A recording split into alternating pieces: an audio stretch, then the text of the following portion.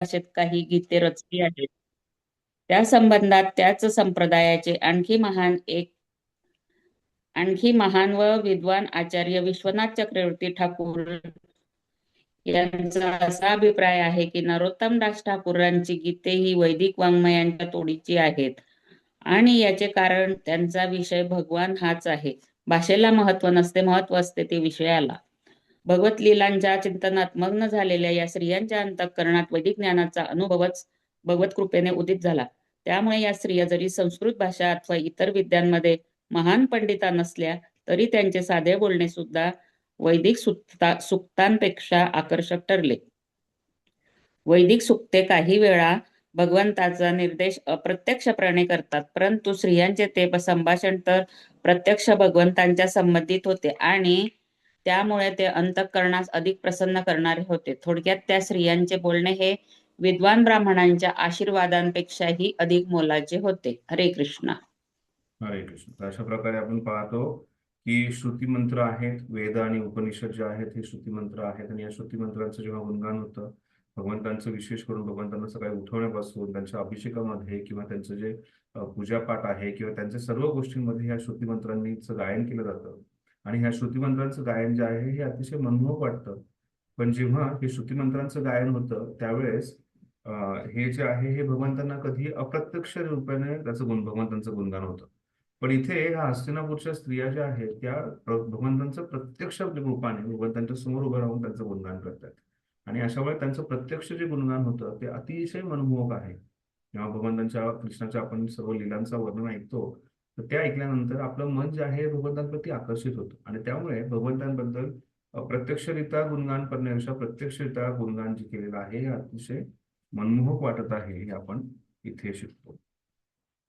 त्यानंतर पुढे भगवंतांचं गुणगान करताना आता त्यांनी सुरुवात केलेली आहे. त्या म्हणतायत की कशा प्रकारे भगवंत जे आहेत हे आदी पुरुष आहेत. आणि तसंच त्याचबरोबर पूर्ण सृष्टीची निर्मिती जी आहे ही भगवंतांपासून झालेली आहे. पाहूयात आपण श्लोक क्रमांक 21. सवैकिलाय पुरुषं पुरातन य एक आसीद विषय आत्मनि अग्रे गुणेभ्यो जगदान्मनीश्वरे निमिलितात्मनिशी सुप्त शक्तिषु. त्या बोलत होत्या, हेच ते आदिपुरुषोत्तम, आम्ही निश्चितपणे त्यांचे स्मरण करतो. या त्रिगुणात्मक सृष्टीच्या निर्मितीपूर्वी तेच एक अस्तित्वात होते, आणि रात्रीच्या वेळी ज्याप्रमाणे सर्व शक्ती निद्रेत विश्राम पावतात त्याचप्रमाणे सर्व पाणीमात्र अखेर त्यांच्यात विलीन होतात. तिथे कशा प्रकारे भगवंतांनी ह्या सृष्टीची निर्मिती केली, या सृष्टीची निर्मिती केल्यानंतर कशा प्रकारे वेगवेगळ्या ब्रह्मांड आहेत, त्या वेगवेगळ्या ब्रह्मांडामध्ये सुद्धा भगवंतांचा प्रवेश आहे. त्याचबरोबर त्या ब्रह्मांडांमध्ये ब्रह्माजी जे आहे, ब्रह्माजींचं आयुष्य किती, ब्रह्मदेवांचं आयुष्य किती आहे, आणि त्याच्यामध्ये भगवंतांनी कशा प्रकारे ही सृष्टीची निर्मिती केली, आणि त्याचा निर्मिती झाल्यानंतर काही कालांतरानंतर ह्याचा प्रलय येतो. प्रलय झाल्यानंतर पूर्ण सृष्टीचा संहार होतो. ही सृष्टीचा संहार होतो म्हणजे पुन्हा त्या सर्व ज्या गोष्टी आहेत त्या भगवंतांच्या शरीरामध्ये विलीन होतात. या सर्व गोष्टींचं वर्णन जे आपण पुढे सविस्तरपणे दुसऱ्या स्कंदात पाहणार आहोत त्याचं इथे या माता ज्या आहेत त्या माता इथे वर्णन करतायत. आणि कशा प्रकारे महाविष्णू जे आहेत त्यांच्या शरीरातून कित्येक लाखो ब्रह्मांड येतात, जातात, बाहेर निघतात आणि पुन्हा आत येतात, आणि कशा प्रकारे भगवंत अशा सर्व ठिकाणी उपस्थित असतात याचं वर्णन जे आहे त्या इथे केलं आहे. पुढे आपण पाहतो तात्पर्यामध्ये प्रभुपाद जे आहेत हे पूर्ण ब्रह्मदेवांचं जे आयुष्य आहे आणि ब्रह्मदेवांचं जो एक दिवस आहे ज्याच्यामध्ये प्रलय येतो किंवा महाप्रलय येतो या सर्व गोष्टींचं वर्णन करतायत. कृपया वाचा. पुढच्या पॅरेग्राफमध्ये प्रभुपाद सांगतायत भगवान आपल्या ठिकाणी लय पावलेल्या प्रकृतीच्या 3 गुणांचा संचालित करतात, आणि अशा प्रकारे 3 गुण जे आहेत हे कशा प्रकारे भगवंतांच्या आधिपत्याखाली आहेत. भगवंत जे आहेत हे गुणातीत आहेत, भगवंत जे आहेत हे अविनाशी आहेत. या सर्व गोष्टींचं वर्णन केलंय, आणि कशा प्रकारे सर्व देवी देवता जे आहेत हे भगवंतांची सेवा करतात, आणि कशा प्रकारे सर्व ब्रह्मांड जे आहेत हे भगवंतांच्या श्वासोश्वासाने बाहेर येतात. भगवंत जेव्हा श्वास सोडतात त्यावेळेस ब्रह्मांड बाहेर येतात, पुन्हा श्वास घेतात त्यावेळेस सर्व ब्रह्मांड भगवंतांच्या शरीरामध्ये जातात, आणि ते भगवंतांचं रूप जे आहे म्हणजे महाविष्णू आहे. हे महाविष्णू हे भगवान श्रीकृष्णांचे स्वांश रूप आहे. एक आहे विभिन्न अंश रूप आणि दुसरं आहे स्वांश रूप. स्वांश आणि विभिन्न अंश हे पाहणं समजणं फार गरजेचं आहे आपल्याला. स्वांश म्हणजे भगवंतांचं स्वतःचं रूप, स्वतःचा अवतार. विभिन्न अंश म्हणजे भगवंत म्हणजे ते ते स्वांश रूप जे आहे त्याच्यामध्ये आणि भगवंतांमध्ये फरक नाहीये. जसे विष्णू नारायण जे आहेत, महाविष्णू आहेत, किंवा आपण गर्भदक्षा विष्णू, शिरोदक्षा विष्णू, कारणोदक्षा विष्णू, बलरामजी, संघर्षण, प्रद्युम्न, अनिरुद्ध किंवा भगवंतांचे एवढे सगळे अवतार आहेत, त्याच्यामध्ये फरक करणं योग्य नाहीये. हे सर्व अवतार जे आहेत हे स्वांश आहेत. हे स्वयं भगवंतांचं एक्सपान्शन, विस्तार रूप आहे. आणि दुसरं म्हणजे विभिन्न अंश, म्हणजे भगवंतांपासून वेगवेगळे जीवात्मे आले जीवन जन्माला. तर सर्व जीवात्मे जे आहेत बाकीचे सर्व काही, मग ते ब्रह्माजीपासून ते छोट्या मुंगीपर्यंत करून जातो, त्यांना सर्वांना विभिन्न विभिन्न अंश म्हणून ओळखलं जातं. आणि त्यामुळे इथे महाविष्णू जे आहेत ज्यांच्यापासून या सृष्टीच्या प्रलयाचं आणि निर्मितीचं कार्य हे वारंवार होत असतं, तर ते जे आहेत हे भगवंतांचं स्वांशरूपच आहेत इथे सांगितलेले आहे. आणि त्यानंतर ब्रह्मसंहितेचं वर्णन करून सांगितलं की कशा प्रकारे भगवंत जे आहेत हे त्यांच्या शरीरातून सर्व जे काही ब्रह्मांड जे आहेत हे बाहेर येतात शरीराच्या छिद्रातून. त्यात आपण पाहूया ते त्यांना प्रथम पुरुष अवतार असं म्हणतात. ब्रह्मसंहितेत म्हटले आहे की मी आदिपुरुष भगवान गोविंदांना सादर प्रणाम करतो. महाविष्णू त्यांचेच कलाविशेष स्वामस्वरूप आहेत. त्यांच्या दिव्य शरीराच्या रोमछिद्रातून अखंड ब्रह्मांडे उत्पन्न होतात आणि ब्रह्मांडातील प्रमुख ब्रह्मदेव केवळ त्यांचा उश्वास कालापर्यंतच जीवित राहतात. अंडांतरस्थ परमाणु प्रत्ययांतरस्थ हा जो श्लोक आहे त्या श्लोकामध्ये याचं वर्णन करण्यात आलेलं आहे की कशा प्रकारे भगवंतांच्या शरीरातून असे ब्रह्मांड जे आहे ते उपस्थित होतात. आणि नंतर आपल्याला माहिती त्या ब्रह्मांडामध्ये ब्रह्माजींचं प्राकट्य होतं. ब्रह्माजींचं प्राकट्य झाल्यानंतर पूर्ण विस्तार होतो आणि अशा वेगवेगळ्या ब्रह्मांडामध्ये वेगवेगळे ब्रह्माजी आहेत आणि वेगवेगळ्या ब्रह्मांडातले वेगवेगळे ब्रह्माजी जे आहेत ह्या त्या त्या ब्रह्मांडाचं व्यवस्थापन, निर्मिती वगैरे पाहतात. आणि त्यानंतर कालांतराने प्रलय येतो आणि त्या प्रलयामध्ये या सर्व गोष्टींचा पुन्हा भगवंतांमध्ये त्या लीन, जेव्हा महाप्रलय येतो त्यावेळेस त्या महाप्रलयामध्ये सर्व गोष्टी ज्या आहेत त्या भगवंतांमध्ये लीन होतात. ठीक आहे. त्या बाकीचं जे काही कॅल्क्युलेशन आहे त्यासाठी तात्पर्य व्यवस्थित वाचा. त्यात काही अडचण आली तर तुम्ही नंतर मला प्रश्न विचारू शकता. आपण पुढे जाऊया. श्लोक क्रमांक 22.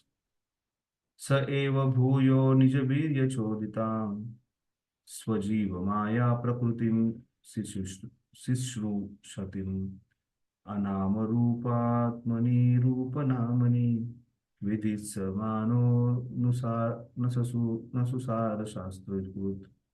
भगवंतानंतर पुन्हा अशी इच्छा झाली की आपले विभिन्न अंश असे जे आत्मे आहेत त्यांना त्यांना नामे व रूपे द्यावीत. म्हणून त्यांनी आत्म्यांना भौतिक प्रकृतीच्या स्वाधीन केले. भगवंतांच्या सामर्थ्यानेच भौतिक प्रकृती पुनर्निर्मित करू शकते. अशा प्रकारे भौतिक प्रकृती मायाशक्ती जी आहे त्या मायाशक्तीकडे भगवंतांनी हे सर्व जीवात्मे जे आहेत हे सोपवलेले आहेत. आणि ही भौतिक प्रकृती जी आहे जी काही क्रियमान आहे, प्रकृती क्रियमानाने गुणे कर्माने सर्वशा ही पूर्ण क्रियमान आहे. ती तीन गुणांद्वारे सर्व जीवात्मांना नियंत्रणात ठेवते. पण या प्रकृतीचे अधिपती जे आहेत ते म्हणजे भगवंत आहेत. भगवंत स्वतः सांगतात ह्या गोष्टीबद्दल.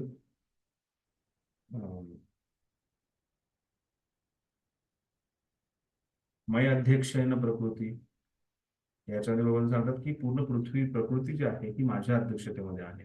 त्यामुळे भगवंतांच्या अध्यक्षतेमध्ये प्रकृती आणि प्रकृतीच्या अधीनतेमध्ये हा जो आहे हा तीन गुणांद्वारे जीवात्मा नाचवला जात आहे.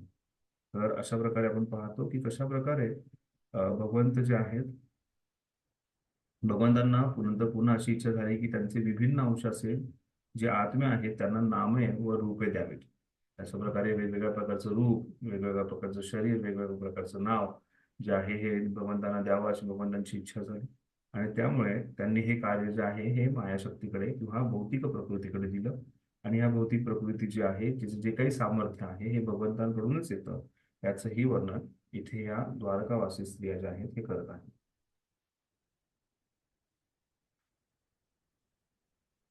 तात्पर्य वाचा सुरुवातीचा एक पॅरेग्राफ.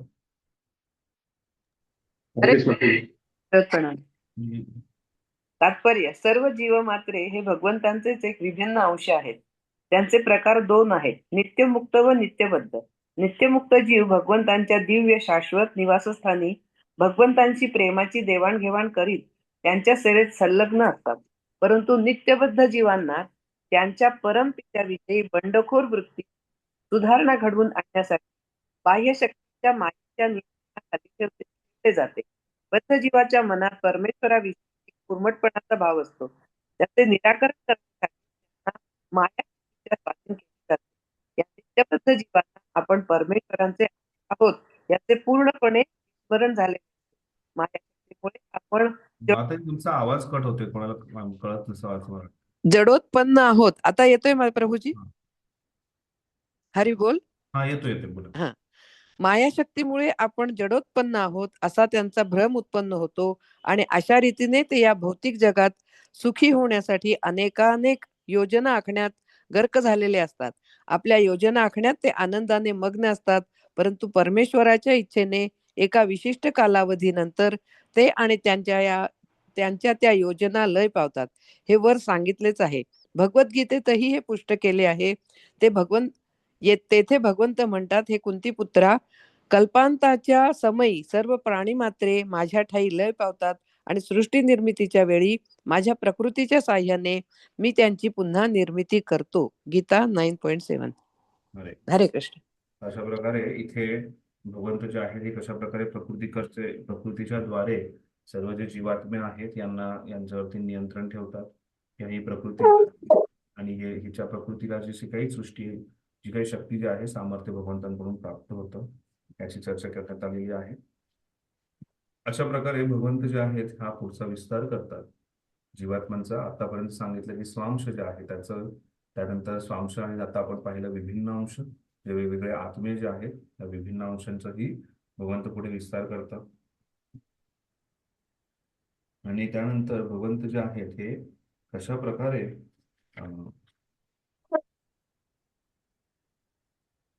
एकच मिनिट, या श्लोक क्रमांक 22 मध्येही एक महत्वाची गोष्ट आहे, ती म्हणजे शास्त्रकृत हा शब्द इथे आलेला आहे की दिव्य शास्त्रांची रचना करणारा प्रभुपाद तिथे भाषांतरित करतात की भगवंत जे आहेत हे फक्त सृष्टीची निर्मिती करत नाही किंवा जीवात्म्यांची निर्मिती करत नाहीये, त्याचबरोबर भगवंतांनी सर्वांसाठी ही शास्त्र जी आहेत तीही दिलेली आहेत. जसं आपल्या सर्वांना माहिती आहे की चार वेद जे आहेत हे भगवंतांपासूनच गायले गेलेले आहेत. आणि त्याच्या व्यतिरिक्त सर्व श्रुतीशास्त्र आणि स्मृतीशास्त्र जे आहे किंवा इतिहास पुराण जे आहे हे सर्व काही जे आहे हे भगवंतांपासून येतं. आणि त्यामुळे भगवंत जे आहेत ही शास्त्र जे आहेत हे सुद्धा सर्व प्रत्येकापर्यंत पोहोचवण्याचा प्रयत्न करतात, जेणेकरून जीवात्मा जो भगवंतांपासून वेगळा झालेला आहे, या भौतिक जगतात आलेला आहे, तो जीवात्मा भगवंतांना जाणू शकेल, त्यांचं सामर्थ्य जाणू शकेल, त्यांच्या सर्व गोष्टी समजून पुन्हा भगवंतांचे संबंध जोडू शकेल. यासाठी ही शास्त्र जी आहेत ती सुद्धा भगवंत शास्त्राच्या रूपाने इथे विस्तार करत आहे. जसं आपण पाहतो की व्यासदेव जे आहेत हे सुद्धा भगवंतांचे साहित्यिक अवतार आहेत. आणि तशाच प्रकारे वेगवेगळ्या शास्त्रांच्या रूपात किंवा आपण पाहतो की श्रीमद भागवतम जे आहे हे कृष्णापेक्षा अभिन्न आहे. कृष्ण आणि श्रीमद भागवतम याच्यामध्ये काही फरक नाहीये. तर अशा प्रकारे भगवंत जे आहेत हे शास्त्राच्या रूपाने सुद्धा इथे त्यांचा आविर्भाव जो आहे भगवंतांचा हा होत असतो. त्यामुळे शास्त्रकृत हा शब्दही अतिशय महत्वाचा आहे. ठीक आहे, श्लोक क्रमांक 23.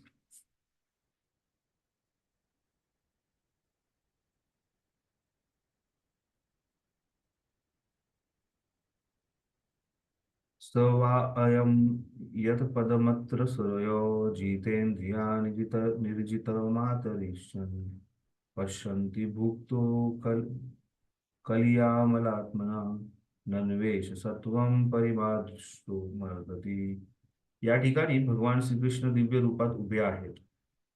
आपल्या एकनिष्ठ भक्तिमय सेवेने आणि आपली इंद्रिय व जीवन यावर सतत संयम पाळून त्यांनी आपली अंतकरणे निर्मळ आणि निष्पाप बनवलेली आहेत आणि भौतिक चेतनेपासून ते पूर्णपणे शुद्ध झालेले आहेत. अशा असंख्य परमभक्तांनी त्यांचे दिव्य रूप प्रत्यक्ष अनुभवले आहेत. आपले जीवन शुद्ध बनवण्याचा हा एकमेव मार्ग आहे. इथे भगवंतांचं जे दिव्य रूप आहे त्याच्याकडे पाहून त्याचं गुणगान ते करतायत. त्यांना अतिशय आनंद होतोय की भगवंत स्वतः इथे उपस्थित आहेत आणि हे भगवंत जे आहेत त्यांची जी आपण एकनिष्ठतेने भक्ती करण्याचा प्रयत्न करतोय त्याच्यामध्ये त्यांनी आपलं मन आणि आपलं अंतःकरण जे आहे हे निर्मळ आणि निष्पाप बनवलंय. त्याचबरोबर भौतिक चेतनेपासून पूर्णपणे शुद्ध झाले आपलं हृदय. आणि असे असंख्य जीवात्मा जे आहेत ज्यांचं भगवंतांवरती अतिशय प्रेम आहे, ज्यांचं जे हृदय जे आहे किंवा त्यांचं मन जे आहे हे अतिशय निर्मळ व निष्पाप त्यांनी भगवंतांनी केलेले आहे. असे कित्येक असंख्य भक्त आहेत आणि त्यांनी हे जे आहे भगवंतांचं रूप जे आहे हे प्रत्यक्षपणे अनुभवलंय. तर ही एक भगवंतांच्या लीलेमधली एक विशेषता आहे की भगवंतांनी लाखो लोकांना प्रत्यक्ष दर्शन दिले, पण त्याच्यामध्ये ह्या हस्तिनापूरच्या या विशेष माता ज्या आहेत किंवा बाकी भगवंतांचे भक्त आहेत तेच भगवंतांची महानता, त्यांचं रूप जे आहे, त्याची विशेषता जी आहे हे जाणू शकले. दुर्भाग्याने असे बरेच जे होते ते नाही जाणू शकले, पण त्याच्यातही असे लाखो आहेत जे भगवंतांचं हे सुंदरसं रूप पाहून त्यांच्याकडे आकर्षित झाले आणि त्याचबरोबर त्यांच्या हे विशेष गुणांना समजू शकलेले आहेत. आणि इथे या भगवंतांच्या विशेष दिव्य रूपाचं वर्णन केलं. दुसरी आणखी महत्वाची गोष्ट की ते इथे सांगतायत की भगवंतांचं हे दिव्य रूप आहे आणि या दिव्य रूपामध्ये एवढी शक्ती आहे की कोणत्याही हृदयाला ते पूर्णपणे बदलू शकतात, विरघळून जाऊ शकतं ते हृदय आणि त्यांचं विशेष कृष्ण भावना भावित हृदय जे आहे ते बनू शकतं. कृष्ण प्रेमाने ओतपोत असं हे हृदय जे आहे हे होऊ शकतं. आणि ही किमया जी आहे ही भगवंतांच्या दिव्य रूपाची किमया आहे, जे दिव्य रूप आपल्या डोळ्यासमोर आता सध्या उभं आहे असं या मातांची चर्चा चालू आहे.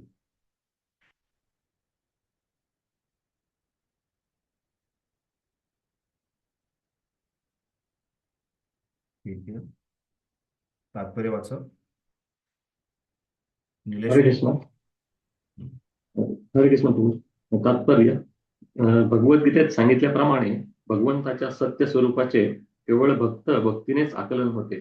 त्याचप्रमाणे येथे ही सांगितले आहे की ज्यांनी आपल्या कठोर भक्तीने आपल्या अंतःकरणातून भौतिकतेची धूळ पूर्णपणे झाडून काढली आहे, अशाच महान भक्तांना भगवान जसे आहेत तसे अनुभवता येतात.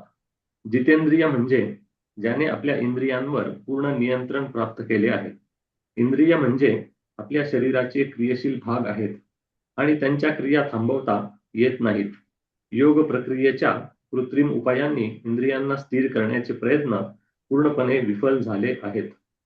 अगदी विश्वामित्रासारख्या श्रेष्ठ योग्यांच्या बाबतीत सुद्धा समाधी लावून विश्वामित्र मुनी आपल्या इंद्रियांचे नियंत्रण करीत, पण जेव्हा मेनका अप्सरा त्यांच्या दृष्टीपथात आली तेव्हा ते वासनेला बळी पडले आणि इंद्रिय संयमाचे त्यांचे कृत्रिम उपाय निष्फळ ठरले. परंतु शुद्ध भक्तांच्या बाबतीत काय घडते? एखादी गोष्ट करण्यासाठी वा न करण्यासाठी येथे कोणतीही कृत्रिम नियंत्रणे घालण्यात येत नाहीत, तर त्यांना विविध हितकारक कार्यात गुंतवले जाते. इंद्रिय जेव्हा अधिक आकर्षक गोष्टींमध्ये गुंतवली जातात तेव्हा अन्य निकृष्ट विषयांकडे ती आकर्षित होण्याचा प्रश्नच नसतो. भगवद्गीतेत सांगितले आहे की इंद्रिये अधिक चांगल्या कार्यात गुंतवूनच त्यांचे नियंत्रण साधता येते. भगवंतांची निष्ठेने सेवा करावयाची म्हटले की इंद्रियांचे शुद्धीकरण तरी करावे लागते अथवा त्यांना सेवेच्या कामी नियुक्त करावे लागते. अशी एकनिष्ठ सेवा म्हणजे निष्क्रियता नव्हे. भगवंतांच्या सेवेसाठी केलेली कोणतीही कृती तिचे भौतिकत्व हिरावून दिव्य होते. तर त्यात कोणाला भौतिकता जाणवली तर ते अज्ञानाचे लक्षण होय. भगवान वासुदेवांपेक्षा श्रेष्ठ असे दुसरे काहीही नाही. श्रवण इंद्रियांची ग्रहण क्षमता दीर्घ काळापर्यंत जर अधिकाधिक वाढवित नेली तरच ही वासुदेव संकल्पना विद्वानांच्या अंतःकरणात क्रमाक्रमाने आकार घेत जाते आणि वासुदेव हेच सर्वस्व असे ज्ञान झाले की मगच ही प्रक्रिया संपते. भक्तांच्या एकनिष्ठ समर्पणशील सेवेमध्ये हीच पद्धती प्रथमपासून अवलंबिली जाते आणि भगवंताची कृपा झाली की भगवानच भक्तांच्या अंतःकरणातून आंतरिक सूचनेद्वारे सर्व वस्तुस्थितींचे ज्ञान प्रकट करतात. त्यामुळे समर्पण भावनेने भगवंताची सेवा करणे हाच इंद्रिय दमनाचा सोपा आणि एकमात्र उपाय आहे. त्यामुळे आपण या श्लोकात पाहतो की कशा प्रकारे महान भक्त जे आहेत हे भगवंतांना आपल्या भक्तीद्वारे आपल्या हृदयामध्ये स्थापित करतात आणि भक्तीद्वारेच आपण आपले जे इंद्रिय आहेत त्याच्यावरती नियंत्रण करू शकतो. आपले जे प्राणशक्ती आहे किंवा आपले जे इंद्रिय आहेत जी त्याच्यावरती पूर्णपणे आपण नियंत्रण ठेवू शकतो आणि त्यामुळे भक्तियोगाचा आश्रय घेणं हे अतिशय गरजेचं आहे. हे सांगितल्यानंतर श्लोक क्रमांक 24 त्याच्यामध्ये आपण पाहतो की कशा प्रकारे भगवंतांचे जे लीला आहे सतकथा त्याचं जे कथन आहे किंवा त्या लीला ज्या आहे त्याचं कथन इथे होत आहे आणि त्या लीला किती महान आहेत, किती विशेष आहेत, किती उत्कृष्ट आहेत याचं वर्णन जे आहे हे पुढे इथे या माता करत आहे. सवा अयम सख्यनुगीत सप्तपथो वेदेषु गुह्येषु च गुह्यवादिभिः य एक ईशो जगतात्मलीयया सुचत्यवत्यति न तत्र सज्जते. सख्यांनो, थोर भक्तांनी वैदिक वाङ्मयांच्या रहस्यपूर्ण भागात ज्यांच्या आकर्षक आणि गुह्य लीला वर्णन केलेल्या आहेत ते हेच पूर्ण पुरुषोत्तम भगवंत येथे साक्षात समोर उभे आहेत. ते हेच आहेत जे भौतिक जगाची उत्पत्ती, त्याचे पालन आणि त्याचा संहार करतात आणि तरीही ते अलिप्त राहतात. ह्याच्यामध्ये दोन महत्वाच्या गोष्टींवरती वर्णन केलेलं आहे. ते म्हणजे की भगवंतांच्या ज्या गुह्य लीला ज्या आहेत, आकर्षक आणि गुह्य लीला ज्या आहेत ते इथे भगवंत स्वतः ते सगळ्यांसमोर प्रकट करत आहेत आणि ह्या लीला ज्या आहेत अतिशय उत्कृष्ट आहेत. आणि दुसरी महत्वाची गोष्ट म्हणजे की भगवंत जे आहेत हे गुणातीत आहेत. भगवंतांचं गुणगान केलं जातं ते अविनाशी आहेत. तर इथे भौतिक जगतामध्ये भगवंत जरी राहत असतील, 7व्या अध्यायात आपण पाहतो भगवद्गीतेच्या की जिथे वर्णन करण्यात आलेलं आहे की भगवंतांमध्ये विशेष विशेष शक्ती आहेत. जसं आपण पाहतो त्याच्यात वर्णन आहे की पृथ्वीगंध की पृथ्वीचा जो सुगंध जो आहे हा भगवंतांद्वारे येतो जातो किंवा रसोमास्तु कौंतेय, जे रस आहे किंवा पाण्याची चव आहे ती भगवंतांची आठवण करून दिली जाते. त्या सर्व गोष्टींचं विशेष गोष्टींचं वर्णन करताना हेही सांगण्यात आलेलं आहे की भगवंत जे आहेत हे त्यांच्यापासून हे भौतिक 3 गुण जे आहेत हे प्रकट होतात आणि जरी ह्या 3 गुणांचं प्राकट्यकरण भगवंतांपासून होत असेल तरीही या 3 गुणांच्या अधीनतेमध्ये भगवंत नाही आहेत. तर भगवंत जे आहेत ह्या 3 गुणांच्या पलीकडे आहेत आणि त्यामुळे भगवंतांना गुणातीत असं म्हणून ओळखलं जातं. तर अशाच प्रकारे इथेही या श्लोकात सांगितले जरी भौतिक जगताची उत्पत्ती, त्याचे पालन आणि संहार त्यांनी केला तरीही ते त्यापासून अलिप्त राहतात. ते कुठल्याही प्रकारे भौतिक प्रकृतीच्या किंवा भौतिक शक्तीच्या त्या अधीनतेमध्ये येत नाहीत. हे समजणं फार महत्वाचं आहे आणि त्यामुळे त्या 7व्या अध्यायात एका ठिकाणी सांगितलंय की संमूढ असे व्यक्ती जे आहेत हे अतिशय विचलित आहेत, मूर्ख आहेत, जे भगवंतांना गुणातीत समजत नाहीत किंवा भगवंतांना त्या स्तरावरती आणण्याचा प्रयत्न करतात. पण भगवंत जे आहेत हे गुणातीत आहेत, ते या 3 गुणांच्या पलीकडे आहेत आणि त्यामुळे भगवंत जरी सृष्टीची निर्मिती करत असतील, त्याचं पालन पोषण करत असतील किंवा संहार करत असतील तरी भगवंत त्याच्यापासून पूर्णपणे अलिप्त असतात. हे या भौतिक प्रकृतीच्या कुठल्याही अधीनतेत येत नाहीत आणि त्यामुळे भगवंतांना आपल्या स्तरावरती आणणं हे चुकीचं आहे. बऱ्याच वेळा व्यक्ती ह्या चुका करतात की भगवंतांना आपल्या स्तरावरती घेऊन येण्याचा प्रयत्न करतात आणि त्यामुळे भगवंतांबद्दल ते गैरसमज क्रमजही निर्माण करतात. पण भगवंतांच्या कोणत्याही लीला, गुण, रूप, नाम, त्यांनी केलेल्या शास्त्र ह्या सर्व गोष्टी पूर्ण आहेत आणि त्यांच्यापासून आलेल्या सर्व गोष्टीही पूर्ण आहेत. त्यात कसल्याही प्रकारच्या त्रुटी नाही आहेत किंवा कसल्या प्रकारची कमी नाही आहे आणि त्यामुळे असे भगवंत जे आहेत हे या सृष्टीची जरी निर्मिती करत असतील, पालन करत असतील, संहार करत असतील तरीही त्या सर्व गोष्टींपासून ते अलिप्त आहेत.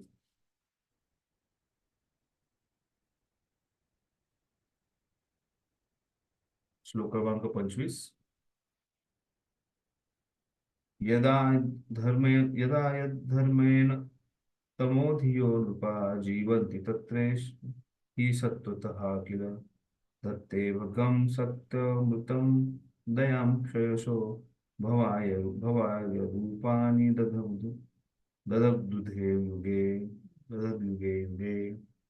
जेव्हा जेव्हा राजे आणि शासनकर्ते पशूंसारखे अधम वर्तन करतात तेव्हा तेव्हा भगवान दिव्य रूप धारण करून आपले परम सामर्थ्य प्रकट करतात, जगाला हित व सत्य दाखवतात आपल्या निष्ठिकद भक्तांवर विशेष विशेष कृपा करतात, अद्भुत कार्य करतात आणि त्या युगाला व त्या काळाला आवश्यक अशी विविध दिव्य रूपे प्रकट करतात. सत्ययुगात नरसिंह आणि वराह रूपाचं प्रकटीकरण झालं. भगवंत तिथेही आपल्या भक्तांच्या रक्षणासाठी, राक्षसी व्यक्तींचं दूर करण्यासाठी आणि त्याचबरोबर सर्व सृष्टीचं नियामक अशा धर्म तत्वांचं पालन करण्यासाठी प्रकट झाले.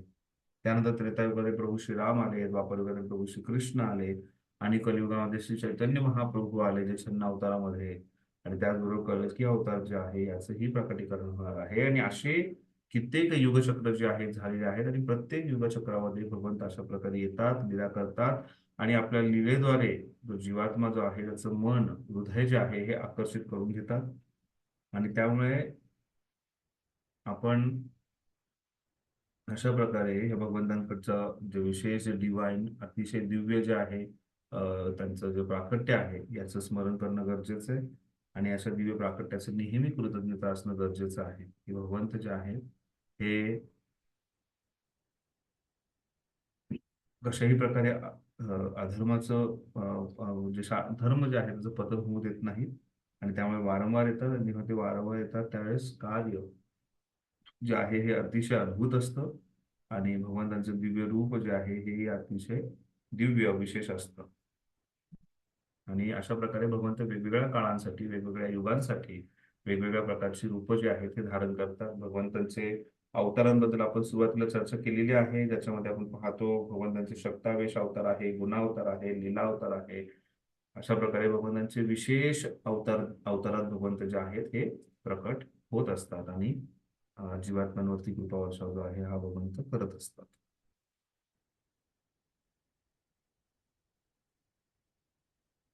तात्पर्य वाचा.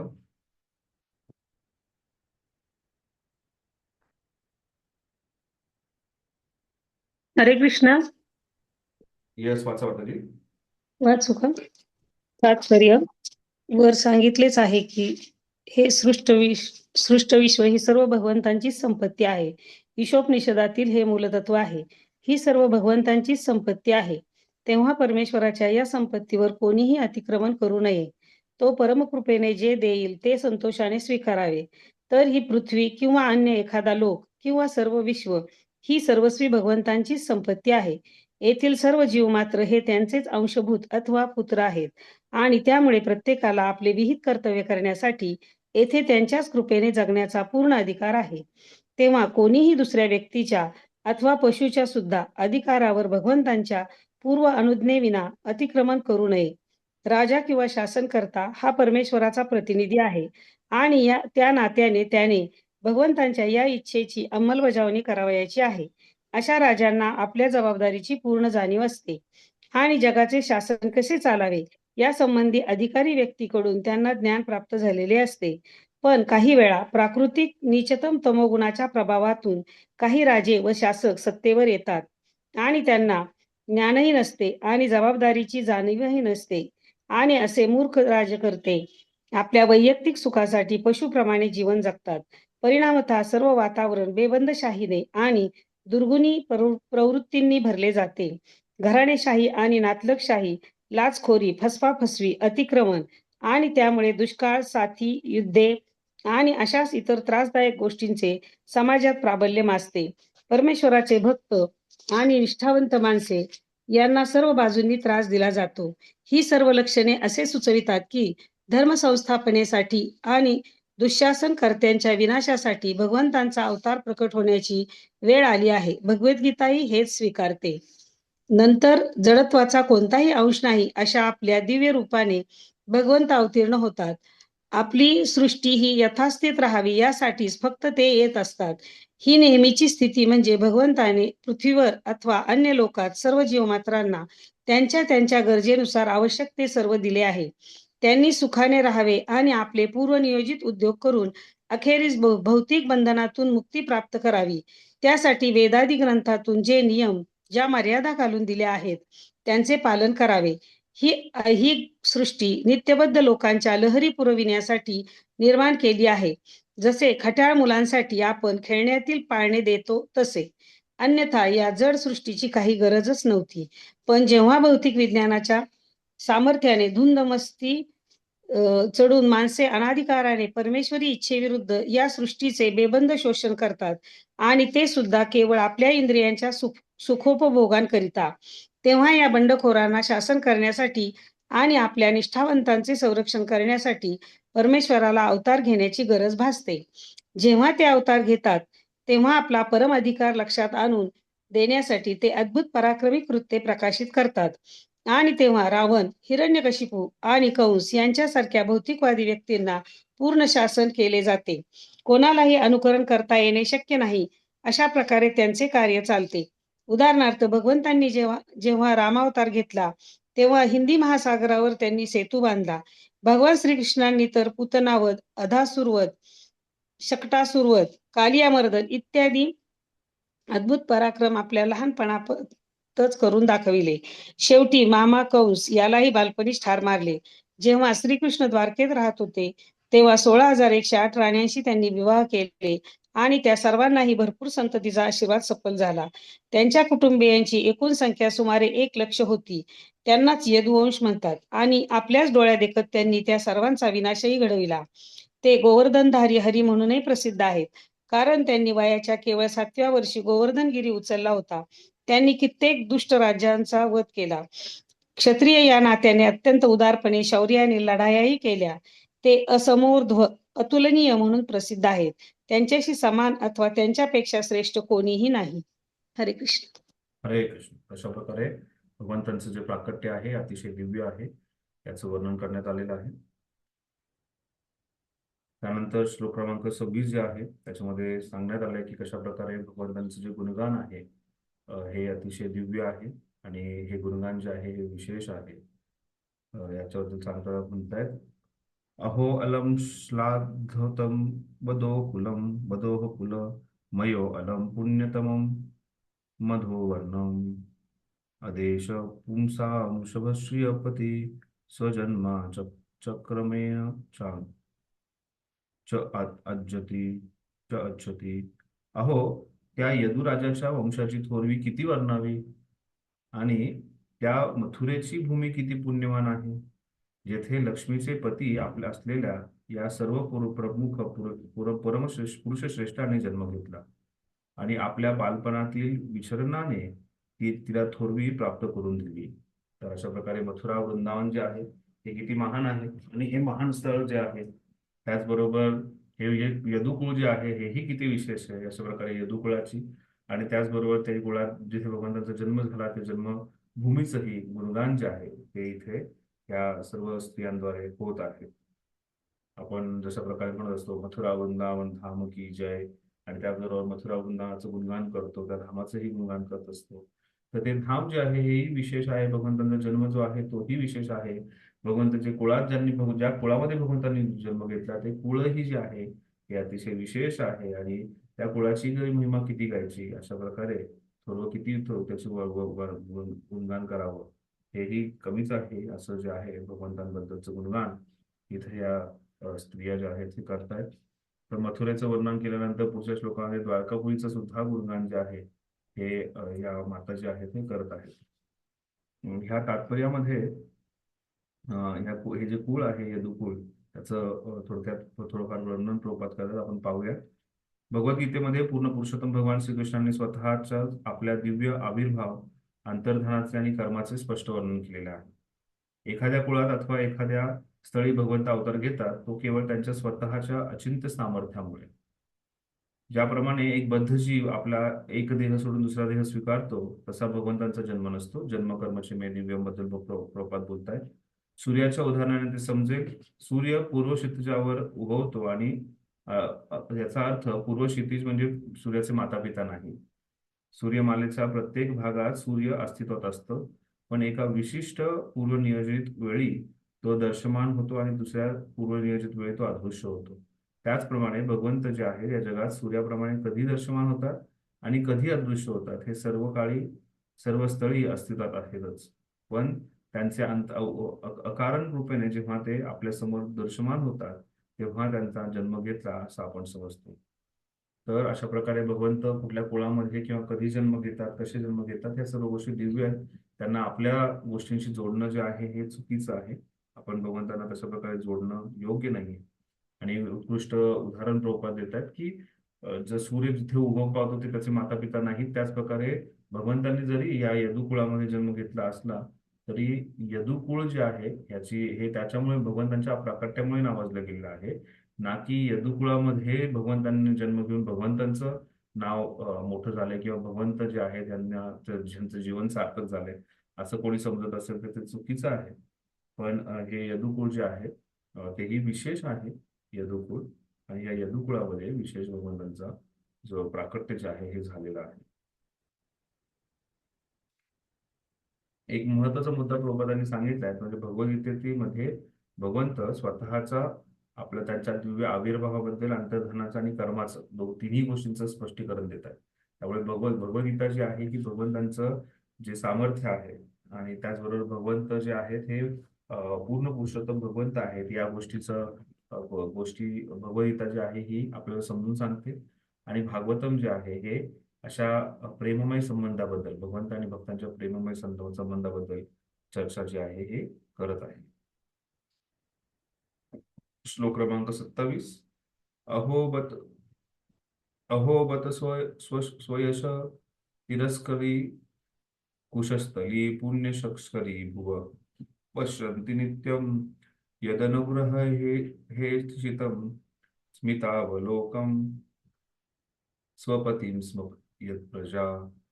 निसंशय ही केवढी अद्भुत गोष्ट आहे की द्वारकेने स्वर्गलोकांच्या वैभवाला लाजवले आहे आणि पृथ्वीच्या लौकिक कितीतरी वाढविला आहे. सर्व लोकांचा प्राणच असलेल्या भगवान श्रीकृष्णांचे प्रेमळ रूप द्वारकेतील नागरिक नित्य निरखित आहेत आणि ते त्यांच्यावर आपल्या स्मितहास्यांचा अनुग्रह करीत कृपादृष्टीने त्यांना पाहत आहेत. तर स्वर्गलोक जे आहे स्वर्गलोकातील इंद्रांचं जे आसन आहे किंवा इंद्रांचं जे सभामंडप आहे त्याचं गुणगान तर होतच, पण त्याच्यापेक्षाही गुणगान जे आहे हे या भूतलावरतील द्वारकेचं होतं.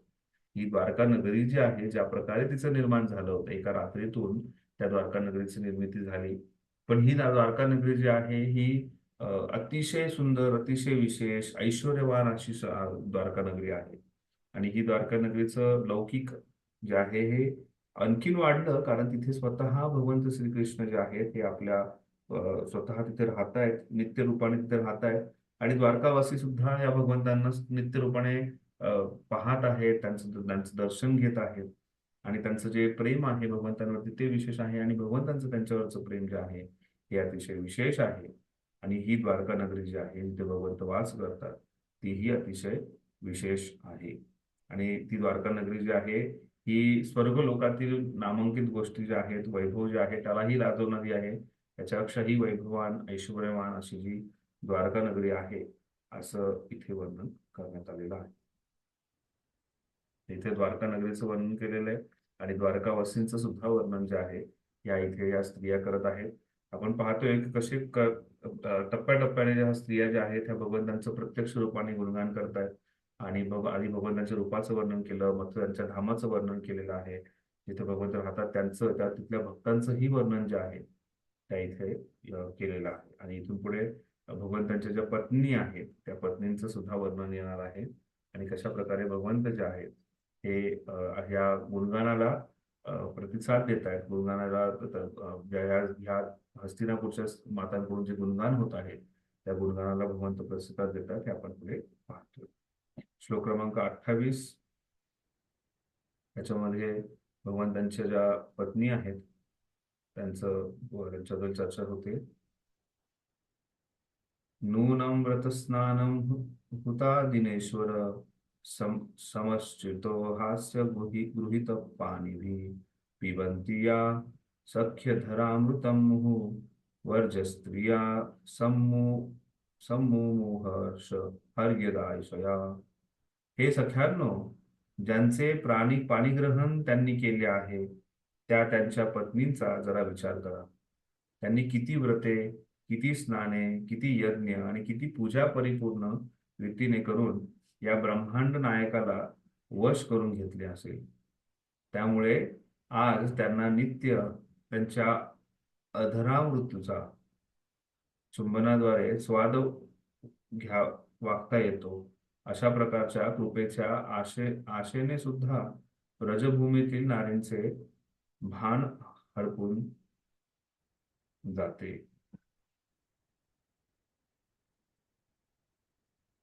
तर इथे भगवंत जे आहेत त्यांच्या ज्या पत्नी आहेत द्वारकामध्ये ज्या सगळ्या भगवंतांबरोबर वास करतात त्या 16,108 पत्नी ज्या आहेत त्यांनी कित्येक तपस्या केल्या असतील, कित्येक व्रत केले असतील, कित्येक यज्ञ केला असतील, कित्येक तीर्थगमन केलं असेल, तीर्थस्नान केलं असेल. त्यामुळे त्यांना भगवंत प्राप्त झालेले. भगवंत जे आहेत हे पती म्हणून प्राप्त झालेले आहेत. अशा हजारो स्त्रिया ज्या आहेत ज्या भगवंतांच्या पत्नी म्हणून प्राप्त झालेल्या आहेत त्यांचं भाग्य किती विशेष आहे, त्यांचं किती मोठं सौभाग्य आहे.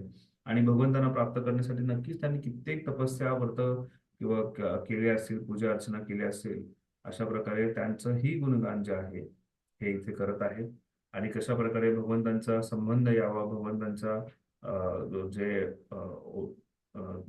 भगवंतांचे विशेष आदान प्रदान जे आहे, हे प्रेमाचं आदान प्रदान जे आहे हे त्यांना त्यांच्याबरोबर होत असेल, या सर्व पत्न्यांबरोबर होत असेल. आणि त्याचबरोबर फक्त त्याच नाही पण त्याचबरोबर त्यांच्यापेक्षाही श्रेष्ठ अशा ब्रजभूमीतल्या ज्या गोपी आहेत ज्या भगवंतांचा जो असा विशेष प्रेमाचं आस्वादन जे आहे ह्या करू शकलेल्या आहेत. आणि त्याच्याद्वारे त्यांचं भगवंतांच्या रासलीला, तर भगवंतांच्या ह्या विवाह लीलांचं सुद्धा ते स्मरण करतायत आणि त्याचबरोबर भगवंतांच्या रासलीलेचं सुद्धा हे स्मरण जे आहे हे करतायत. आणि अशा प्रकारे ह्या सर्व स्त्रिया ज्या आहेत, ज्या ब्रजवासी गोपी असू शकतील किंवा द्वारकावासी भगवंतांच्या पत्नी असू शकतील, या ज्या आहेत त्या भगवंतांच्या माधुर्य रसामध्ये ओतप्रोत झालेल्या आहेत. आणि या स्त्रिया ज्या आहेत या माधुर्य रसाचं आस्वादन करू शकतायत आणि त्या सर्वजणी ज्या आहेत त्या अतिशय भाग्यशाली आहेत याचं वर्णन जे आहे या इथे करण्यात आलेलं आहे. तात्पर्यामध्ये पाहूयात. सुरुवातीच्या काही लाईन वाचा.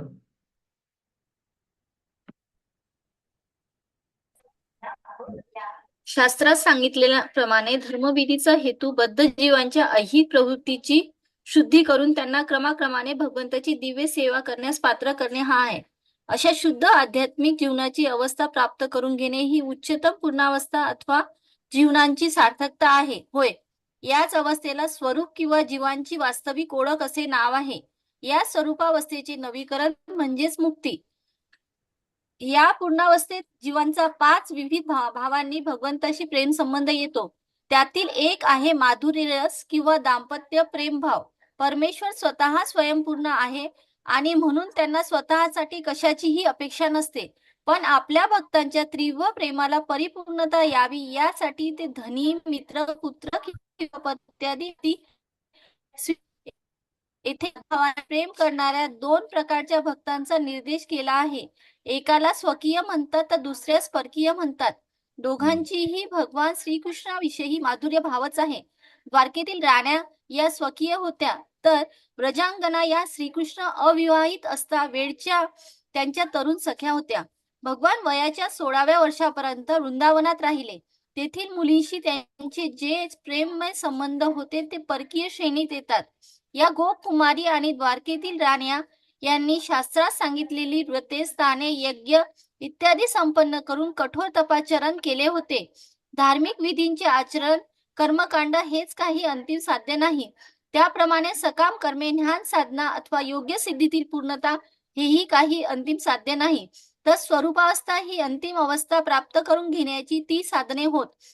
त्या अवस्थेच्या प्राप्तीमुळे भगवंताची दिव्य सेवा करता येते. भगवंताचे भक्तांशी परस्पर संबंध येण्याचे जे 5 भाव वर सांगितलेले आहे त्यापैकी कोणत्या तरी प्रकारे प्रत्येक जीव मात्राचे आगळे वेगळे स्थान असतेच असते आणि त्या जीवांच्या शुद्ध आध्यात्मिक स्वरूपावस्थेमध्ये कोणत्याही लौकिक आकर्षणाविनाच ते नाते आविष्कृत होत असते. भगवंतांचे चुंबन हे ते त्यांच्या पत्न्यांनी घेतलेले असो अथवा तो आपलाच प्रियकर असावा असे इच्छिणाऱ्या त्यांच्या तरुण मैत्रिणींनी घेतलेले असो, ते चुंबन म्हणजे कोणतीही लौकिक विकृती नव्हे. या गोष्टी लौकिक असल्या तर शुकदेवांसारख्या मुक्तात्म्याची त्यांचा आस्वाद घेण्याचे कष्ट घेतलेच नसते आणि सर्व सांसारिक गोष्टींचा संन्यास घेतल्यानंतरही श्री चैतन्य महाप्रभूंनी त्या विषयात रस घेण्यास एवढी वृत्ती दाखविली नसती. जन्मोजन्मीच्या तपश्चर्येचा परिपाक होऊनच ही अवस्था प्राप्त होत असते. हरे कृष्ण. अशा प्रकारे इथे स्वकीय भाव आणि परकीय भाव जो आहे, माधुर्य रसातले जे दोन प्रकार आहेत त्याचंही वर्णन करण्यात आलेलं आहे. आणि प्रभुपाद सांगतात की ह्या श्लोकातून आपण या दोन गोष्टी पाहतो. आणि इथे ज्या प्रकारे अधरामृताचं वर्णन करण्यात आलेलं आहे, तर हे जरी लौकिक वाटत असेल, भौतिक दृष्टीने हे अयोग्य जरी वाटत असेल, तरीही हे भौतिक दृष्ट्या पाहणं योग्य नाहीये. ते आणि हे आपल्याला कोणत्या दोन उदाहरणातून त्यांनी दाखवले, प्रभुपादांनी सांगितलं की श्री चैतन्य महाप्रभू आणि स्वतः सुखदेव गोस्वामी हे दोन्हीही वैरागी होते. आणि हे वैरागी असून सुद्धा ह्या भगवंतांच्या लीलेमध्ये ते विशेष आस्वादन घेत आहेत. आणि त्यामुळे हे आस्वादन का घेऊ शकतायत, कारण हे अतिशय दिव्य स्तरावरती आहे. आणि हे जे आहे हे आपल्याला भौतिक स्तरावरती आणून, भौतिक लौकिक स्तरावरती आणून पाहणं हे अयोग्य आहे. याचं वर्णन जे आहे इथे करण्यात आलेलं आहे. आणि हे सांगितल्यानंतर पुढे भगवंतांच्या ज्या पत्नी आहेत आणि त्यांचे पुत्र जे आहेत त्यांचं गुणगान जे आहे हे इथे करण्यात आलेलं आहे. तर जेव्हा कधी कोणाचं गुणगान होतं, तर त्यावेळेस गुणगान होताना इथं विशेष इथे उदाहरण प्रस्थापित केलंय की जेव्हा कोणी म्हणतं की बाबा अमुक अमुक व्यक्ती जो आहे हा विशेष आहे, मग तो कुठून आला आहे, त्याचं कोणतं गाव आहे, त्याच्या गावात कोण कोण राहतं, कशा प्रकारे ते आहे, त्याचबरोबर त्याचा परिवार कसा आहे, परिवारात कोण कोण आहे, या सर्व गोष्टींची चर्चा होते. तर तशा प्रकारे इथे सर्वांची चर्चा होती, सर्वांची दिव्यता, सर्वांची विशेष, त्यांची व्रतवैकल्य, कल्प, तपस्या, या सर्व गोष्टींचं गुणगान जे आहे ह्या इथे करण्यात आलेलं आहे. आणि आता 29व्या आणि 30व्या श्लोकामध्ये भगवंतांची जी पत्नी आहेत आणि त्यांचे जे पुत्र आहेत त्यांचं वर्णन जे आहे हे पुढे करण्यात आलेलं आहे. श्लोक क्रमांक 29. वीर्य शुक्लेन हत्वा स्वयंवरे प्रथम्य चैद्य प्रमुखान हि शुष्मिना प्रद्युम्न सांभास्व सुतादरोपया याश्चातु भौमवधे सहस्रश.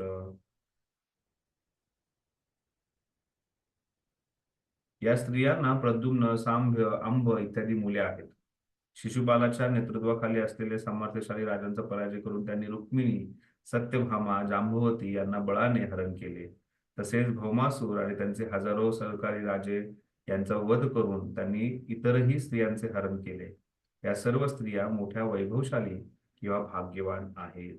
तर कशा प्रकारे भौमासुराच्या असून ज्याला भगवंतांनी जे आहे या 16,100 स्त्रिया ज्या आहेत त्यांचं रक्षण केलं.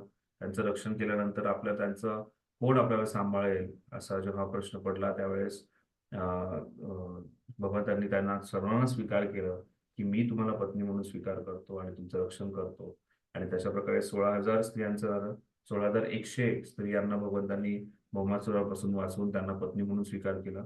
आणि त्याच्या व्यतिरिक्त 8 ज्या स्त्रिया आहेत त्यांची ही लीला आपण कृष्ण पुस्तकात किंवा भागवताच्या 10व्या स्कंदात पाहतो की कशा प्रकारे रुक्मिणी आहे, सत्यभामा आहे, जांबवती आहे, या सर्व भगवंतांच्या ज्या 8 पत्न्या ज्या आहेत प्रमुख, त्यांचंही भगवंतांनी कशा प्रकारे अपहरण करून जे आहे त्यांच्याशी विवाह केला. त्या विवाहाची, प्रत्येक विवाहाची विशेष लीला जी आहे त्याचं वर्णन करण्यात आलेलं. आणि त्याचबरोबर भगवंतांचे काही प्रमुख पुत्र आहेत, प्रद्युम्न, सांब, अंब यांनी या अशा मुलांचंही वर्णन जे आहे इथे करण्यात आलेलं आहे की कशा प्रकारे भगवंतांनी या सर्व पत्नींचा स्वीकार केला.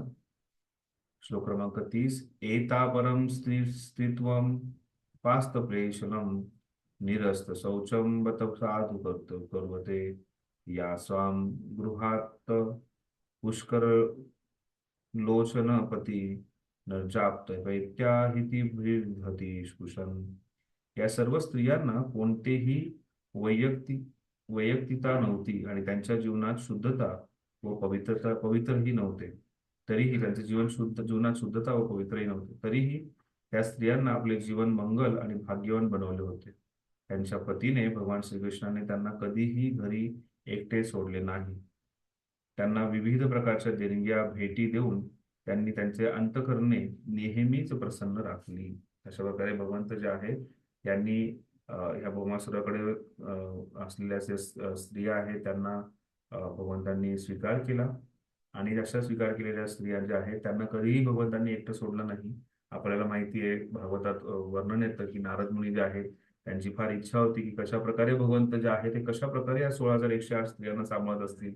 आणि ते पाहण्यासाठी नारद मुनी जे आहेत ते स्वतः द्वारकेला गेले होते. द्वारकेला गेल्यानंतर नारद मुनी एका महालातून दुसऱ्या महालात, दुसऱ्यातून तिसऱ्या महालात जात होते आणि तिथे ते पाहत होते की भगवंतांनी स्वतःचा विस्तार केलेला आहे 16,108 रूपांमध्ये. आणि असे 16,108 कृष्ण जे आहेत ते प्रत्येक पत्नी बरोबर होते. त्यांना कधीही एकटं सोडलं नाही. नारद मुनी एका महालात गेले, तिथे आपल्या पत्नी बरोबर ते काही खेळ खेळत होते. दुसऱ्या महालात गेले तर आपल्या पत्नीबरोबर पत्नीकडून ते भोजन स्वीकार करत होते. तिसऱ्या महालात गेले तर आपल्या मुलांचा ते विवाह लावत होते. चौथ्या महालात जे आहे आपल्या मुलांची ती काळजी घेत होते. अशा वेगवेगळ्या प्रकारे भगवंत जे आहेत ह्या सर्वांबरोबर राहिले आणि अशा वेगवेगळ्या लीला ज्या आहेत भगवंतांनी केल्या. प्रत्येक 16,108 पत्नी ज्या आहेत त्यांना भगवंतांनी वेगवेगळे आदान प्रदान केलं आणि अशा प्रकारे भगवंतांनी नेहमी त्यांना जे आहे हे आनंदात ठेवलेलं होतं. तर अशा प्रकारे भगवंतच ह्या सर्व गोष्टी करू शकतात. एक सामान्य जीव ह्या गोष्टी करू शकत नाही. याच्याबद्दल सुद्धा वर्णन जे आहे त्या सर्व स्त्रिया करत आहेत. आणि हे सांगितल्यानंतर पुढे सांगितलंय की कशा प्रकारे भगवंतांनी सुद्धा ह्या स्त्रियांचं जे गुणगान जे आहे हे ऐकलेलं आहे. त्यांच्याकडे फार स्मितहास्य करून भगवंतांनी तिथून पुढे हस्तिनापूरवरून द्वारकेला निघण्यास सुरुवात केलेली आहे. श्लोक क्रमांक 31. एव विधा गदग्नितान् सवीर पुरयोषितां निरीक्षणे नाभिनंद सस्मितेन ययो हरिः. हस्तिनापूर राजधानीतील स्त्रिया या प्रकारे भगवान श्रीकृष्णांना निरोप देत त्यांच्याविषयी बोलत असतानाच भगवान श्रीकृष्णांनी हसत हसत त्यांचा निरोप घेतला.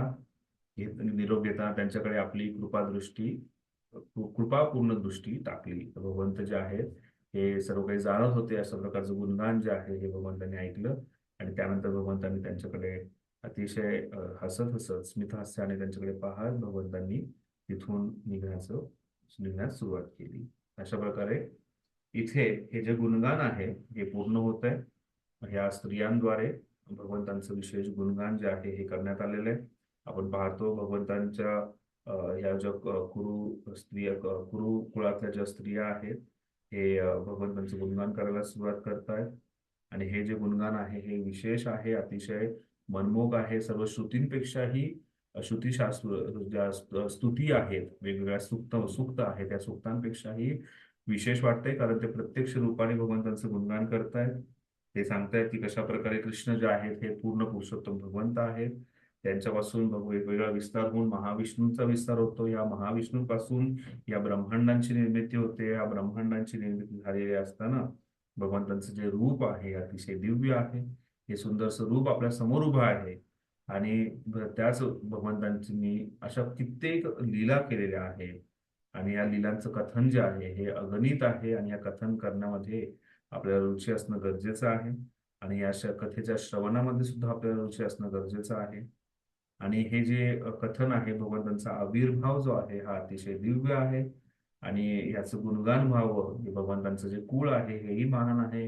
भगवंतांचा आविर्भाव महान आहे. जिथे भगवंतांनी आविर्भाव घेतला आहे ते विशेष, ती कुळ जे आहे हे विशेष भगवंतांनी केलेलं आहे. जिथे भगवंतांनी आविर्भाव घेतलं ते स्थान मथुरा तेही अतिशय विशेष आहे. त्यानंतर द्वारका जी आहे तेही अतिशय विशेष आहे. वृंदावन आहे ते विशेष आहे. आणि ह्या द्वारकेमध्ये राहणाऱ्या भगवंतांच्या पत्न्या ज्या आहेत 16,108 त्याही विशेष आहे. त्याचबरोबर ब्रजगोपी ज्यांच्यावर भगवंतांनी प्रेमाचं आस्वादन केलं त्याही विशेष आहेत.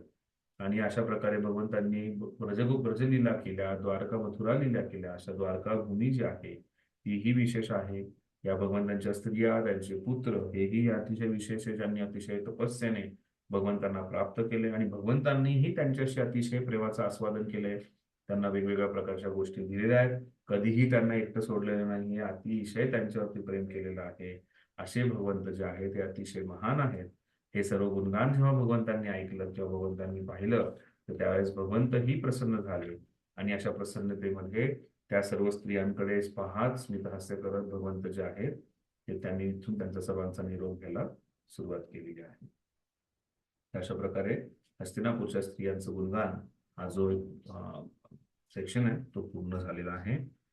आणि त्यानंतर आपण पाहूया श्लोक क्रमांक 32 ते श्लोक क्रमांक 36 मध्ये भगवंतांचा द्वारकेतून द्वारकेकडे प्रस्थान भगवंतांनी केलेलं आहे आणि त्या प्रस्थानाबद्दल वर्णन करण्यात आलेलं आहे.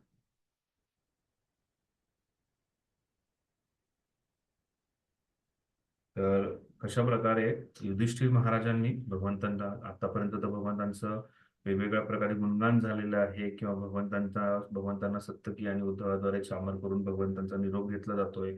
ब्राह्मण त्यांना आशीर्वाद देत आहे, स्त्रिया त्यांच्यावरती पुष्पवृष्टी करतायत.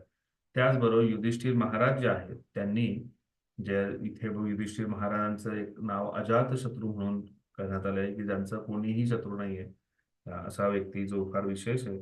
अशी युधिष्ठिर महाराज आहेत त्यांनी 4 तुकड्या ज्या आहेत त्या भगवंतांबरोबर पाठवलेल्या आहेत भगवंतांच्या रक्षणासाठी. भगवंतांच्या बरोबर कोणी साधारण व्यक्ती जात नाहीये, भगवंत चाललेले आहेत. त्यामुळे त्यांच्याबरोबर एक खूप मोठा लवाजमा जो आहे तो जातो. त्याच्यामध्ये 4 सैनिकांच्या तुकडी ज्या आहेत त्यांनी त्यांच्याबरोबर पाठवलेल्या आहेत भगवंतांबद्दल. अजातशत्रू पृतना गोपीनाथ मधुद्विष परेभ्य शक्ती स्नेह पायुक्त चतुरंगिनीम. हे भगवंतांची 4 विभाग असलेली युधिष्ठिर महाराजांची 4 विभाग असलेली चतुरंगी सेना जी आहे ती भगवंतांबरोबर पाठवली. इथे अजातशत्रू म्हणून वावरे कोणाविषयी शत्रुत्व नसलेले युधिष्ठिर महाराज. तर युधिष्ठिर महाराज जे आहेत जरी त्यांनी महाभारताचं युद्ध केलं असलं तरी त्यांच्या हृदयामध्ये कधीही कोणाबद्दल शत्रुत्व नव्हतं. युधिष्ठिर महाराज जे आहे अतिशय निर्मळ मनाचे होते आणि युधिष्ठिर महाराजांनी धर्माच्या रक्षणासाठी हे युद्ध जे केलेलं होतं ना की स्वतःच्या स्वार्थासाठी. आणि त्यामुळे युधिष्ठिर महाराज जे आहेत हे अजातशत्रू म्हणून ओळखले जातात. ते धर्मराज आहेत आणि त्याचबरोबर ते कसेही कोणाच्याही प्रती कसलेही वैर किंवा कपट त्यांच्या मनामध्ये नाहीये आणि त्यामुळे युधिष्ठिर महाराजांना अजातशत्रू म्हणून ओळखलं गेलेलं इथं. आणि हे अजातशत्रू युधिष्ठिर महाराज जे आहेत त्यांनी गोपीथाय संरक्षणासाठी मधुद्विष मधु असुराचे शत्रूंचे मधुद्विष म्हणजे भगवंतांना इथे गुणगान केलेले भगवंतांचं.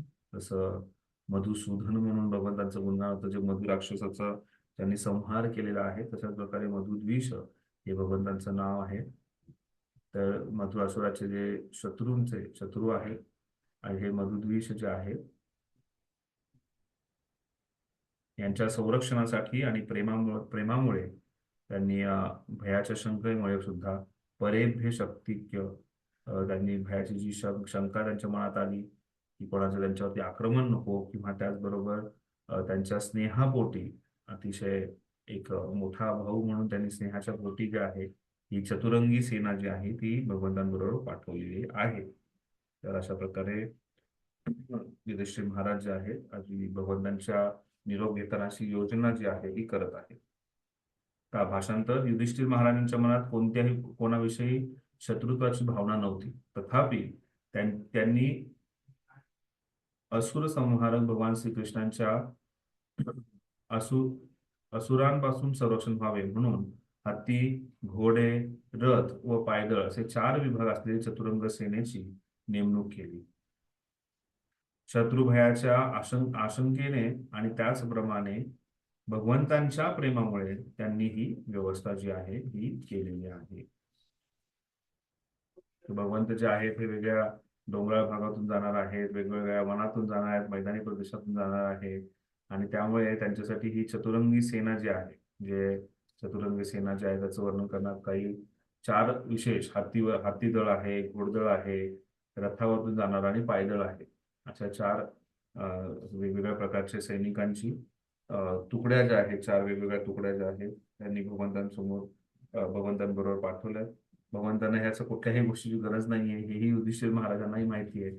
पण प्रेम जे आहे हे तत्वापेक्षाही वरती आहे आणि त्यामुळे प्रेमापोटी त्यांच्या जिव्हाळ्यापोटी काळजीपोटी जे आहे ही युधिष्ठिर महाराज आता ही योजना जी आहे हे करत आहेत की प्रभू श्रीकृष्ण जे आहे ते निघतायत आणि हा स्नेह जो आहे हा अतिशय विशेष आहे. भगवंतांप्रतीचा युधिष्ठिर महाराजांचा जो स्नेह आहे हा विशेष आहे.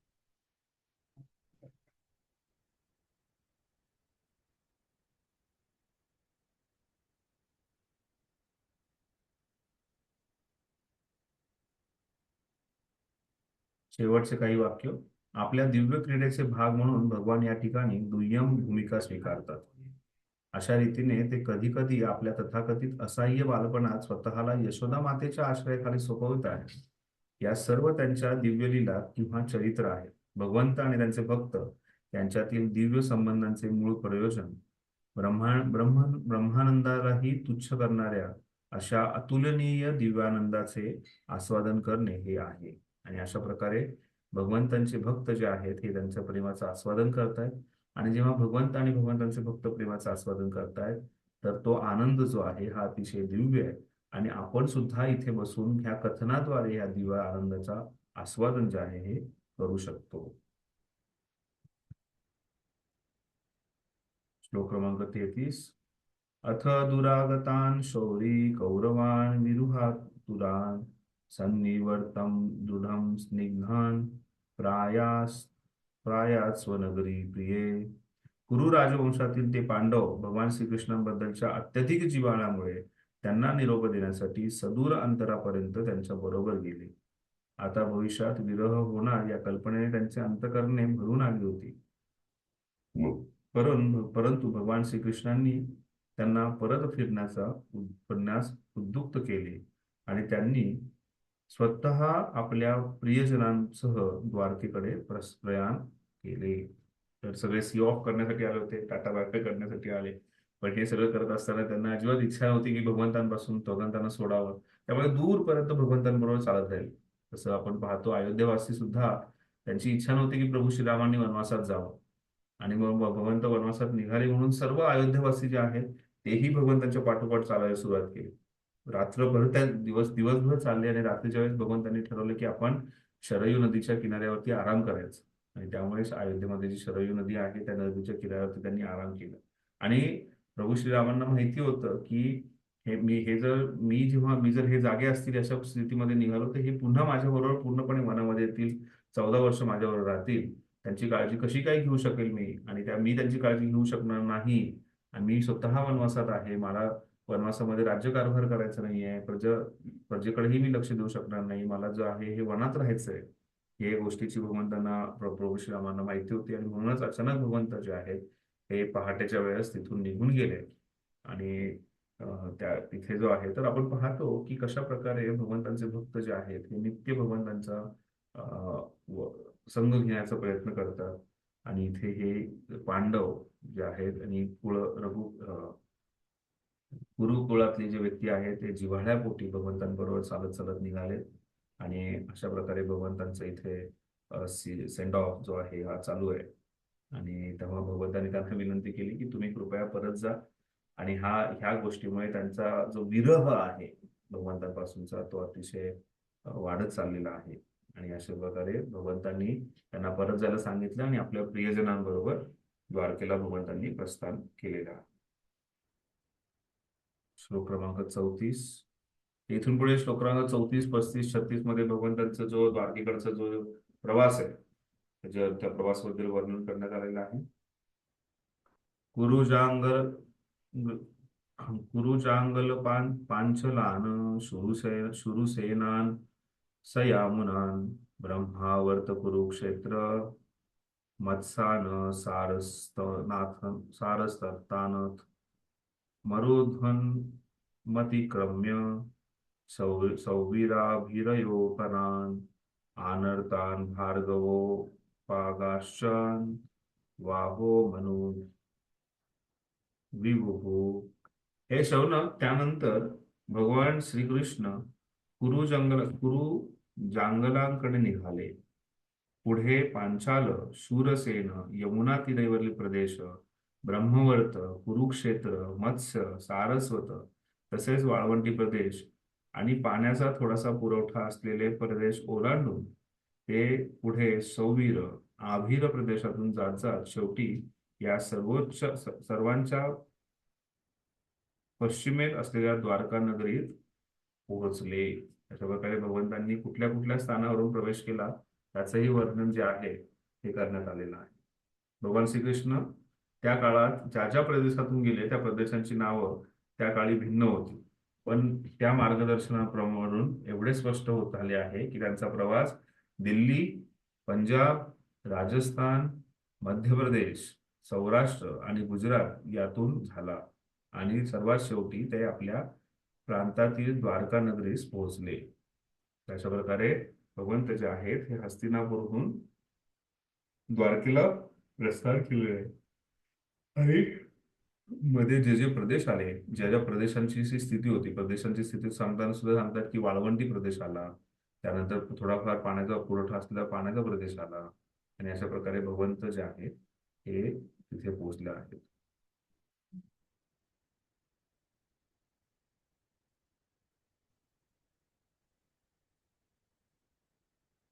शेवटी प्रभुपाद सांगतायत, कुरु प्रदेशाहून निघून भगवान आपल्या आता आता आपल्या द्वारका नगरीस पोहोचले आहेत. हीच आपल्याला समाधानाची बाब आहे.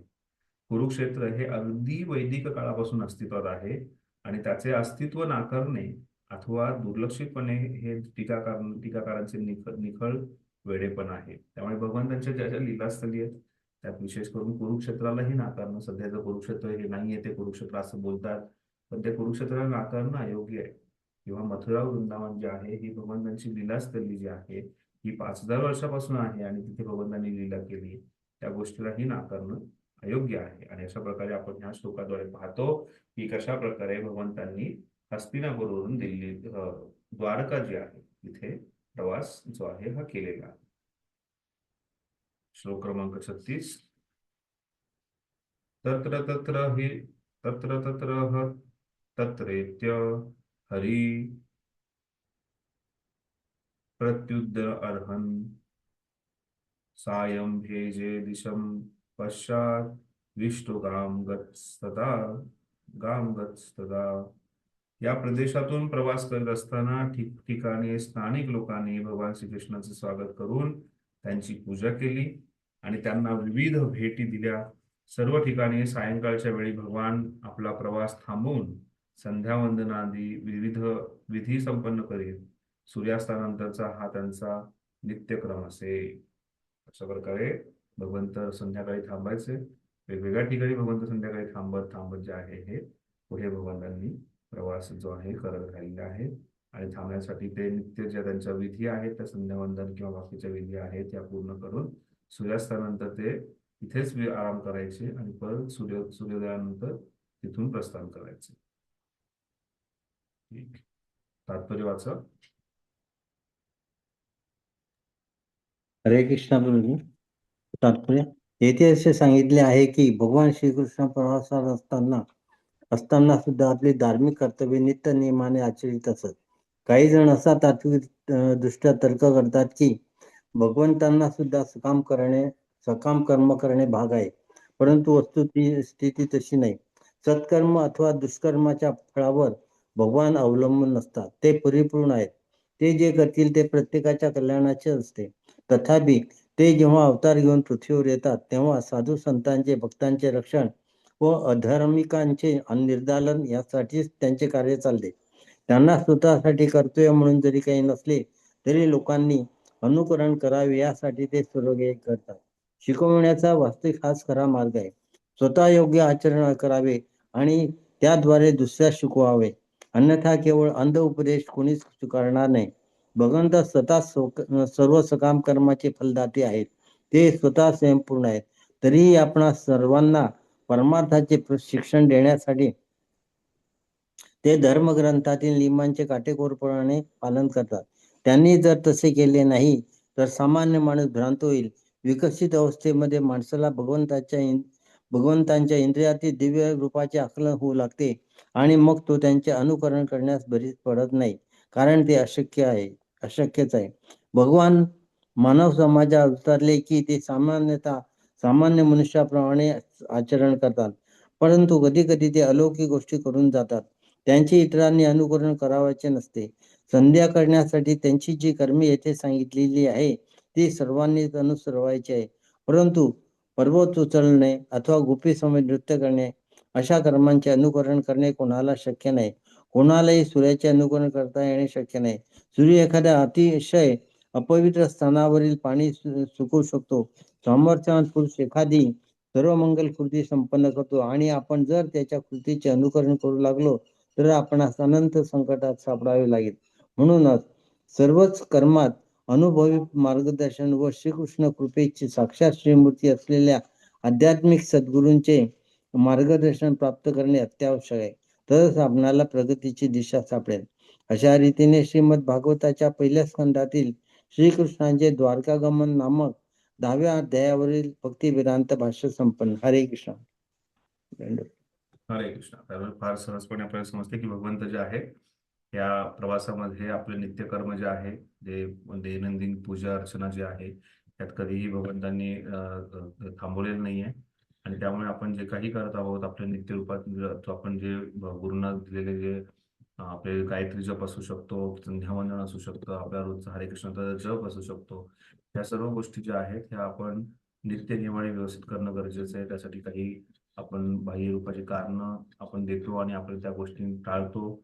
ह्या गोष्टी अयोग्य आहेत आणि आपण त्या नित्यनियमाने करणं गरजेचं आहे.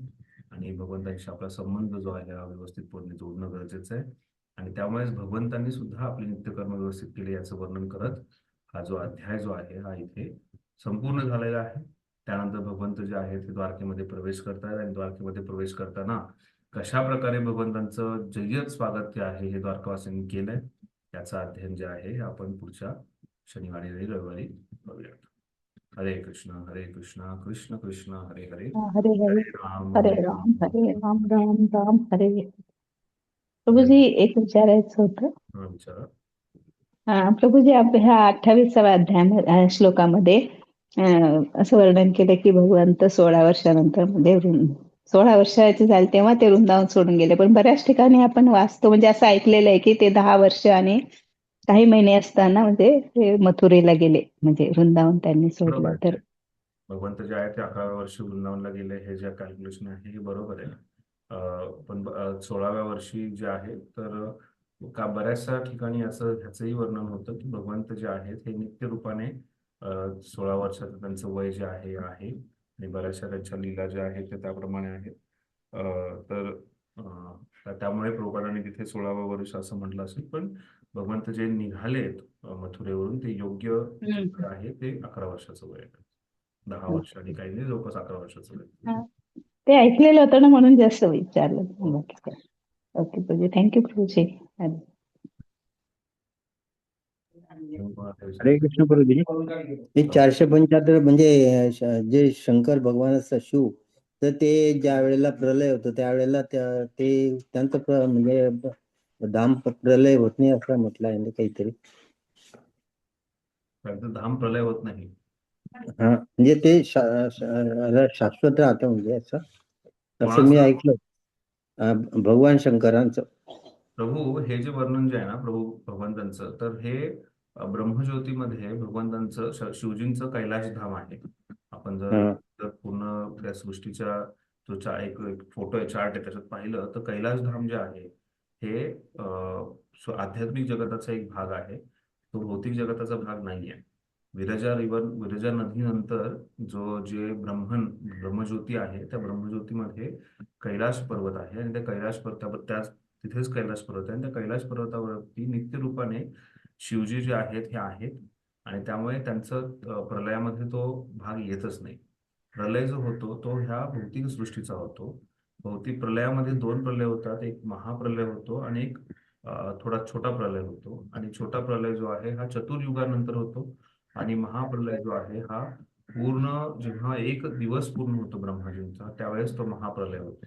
तर त्यावेळेस तो महाप्रलय जेव्हा होतो त्यावेळेस जेव्हा आंशिक प्रलय होतो, जो कमी स्तराचा जो प्रलय आहे, त्यावेळेस स्वर्ग लोकापर्यंत जे काही लोक आहेत ते प्रलयामध्ये समूळ नाश होतो आणि त्यांचं पुन्हा हे होतं, पुन्हा येतात.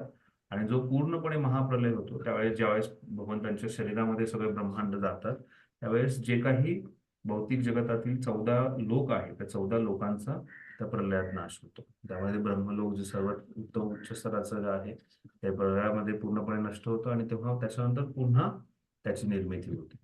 अशा प्रकारचे 2 वेगवेगळे प्रलय होतात. हा दुसरा प्रलय जो होतो त्यामध्ये हे शिवांचं धाम पण प्रलय मध्ये जाते का? नाही, ते नाही जात प्रलयामध्ये. जे मी कैलाश 475 पानावर काय म्हटलं आहे की सृष्टीच्या निर्मितीपूर्वी भगवान विष्णू यांचेच केवळ अस्तित्व होते.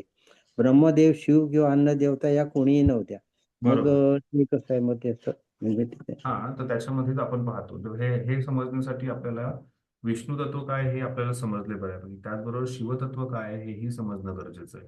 प्रभुपाद आपल्याला सांगतात की विष्णू तत्व म्हणजे दुधासमान आहे आणि त्या दुधापासून जे आलेलं आहे शिवतत्व ते म्हणजे शिवजी आहे. आता जेव्हा विष्णूंचे म्हणजे भगवंत श्रीकृष्ण प्रमुख आहेत, त्यांपासून आपण विस्तार पाहतो. बलरामजी आहे, बलरामजीपासून संकर्षण, प्रद्युम्न, अनिरुद्ध, वासुदेव आहे, मग महाविष्णू आहे, शिरोदक्ष विष्णू, कारणदक्ष विष्णू, गर्भदक्ष विष्णू आहेत. अशा प्रकारे ह्या पूर्ण सृष्टीची निर्मिती आहे. तर त्याच्यामध्ये महाविष्णूपासून जो आहे हा ब्रह्मांडांचा विस्तार होतो आणि म्हणजे त्यांचे श्वास घेतात आणि श्वास सोडतात, तशा प्रकारे ब्रह्मांड येतात आणि प्रकट होतात किंवा अप्रकट होतात ब्रह्मांड. आणि त्यानंतर पुन्हा सृष्टीची निर्मिती होते, प्रलय होतो, या सर्व गोष्टींचं वर्णन आहे. तर याच्यामध्ये शिवजी जे आहे त्यांना ही संहाराची जबाबदारी दिलेली आहे. या महाप्रलयामध्ये जेव्हा शिवजी जे आहे ते तांडव नृत्य करतात त्यावेळेस महाप्रलय येतो आणि त्यावेळेस या महाप्रलयाची जबाबदारी शिवजींना दिली आहे. त्यानंतर महाप्रलयानंतर निर्मिती जी होती ती निर्मितीची जबाबदारी ब्रह्माजींना दिलेली आहे. ब्रह्माजी निर्मिती करतात, शिवजी जे आहेत हा संहार करतात आणि विष्णू जे आहेत हे पालन करतात. तर हे सर्व जण जे आहेत हे सुरुवातीपासून नाही आहेत. ते जे आहेत हे भगवंतांपासून नंतर त्यांचा विस्तार जो आहे हा झालेला आहे आणि त्या विस्ताराचं वर्णन आपण दुसऱ्या स्कंदामध्ये शिकणार आहोत व्यवस्थितपणे की कसा हा विस्तार झालेला आहे.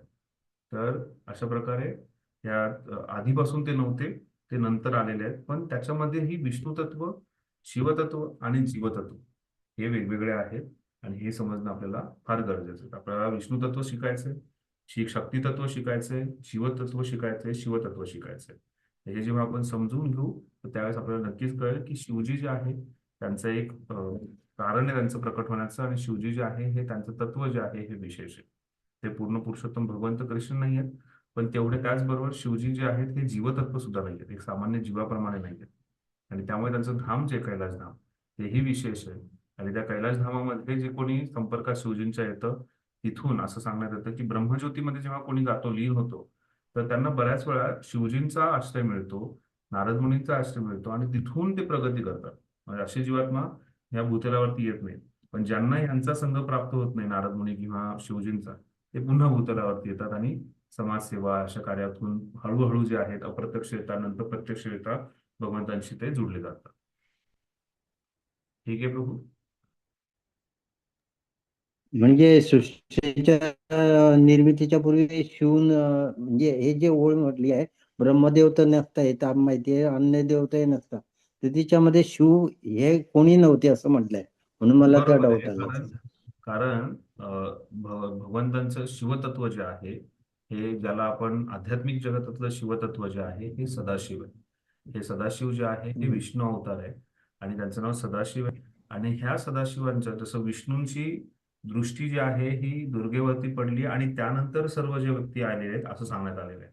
तर तशाच प्रकारे जेव्हा आपण सृष्टीची निर्मिती शिकणार आहोत त्याच्यामध्ये आपण पाहतो की जे भगवंतांनी विष्णूंनी दुर्गावरती जी नजर टाकली ती नजर जी आहे ही सदाशिवांच्या थ्रू टाकली आणि त्यामुळे हे सदाशिव जे आहेत हे दुर्गेचे पती आहेत.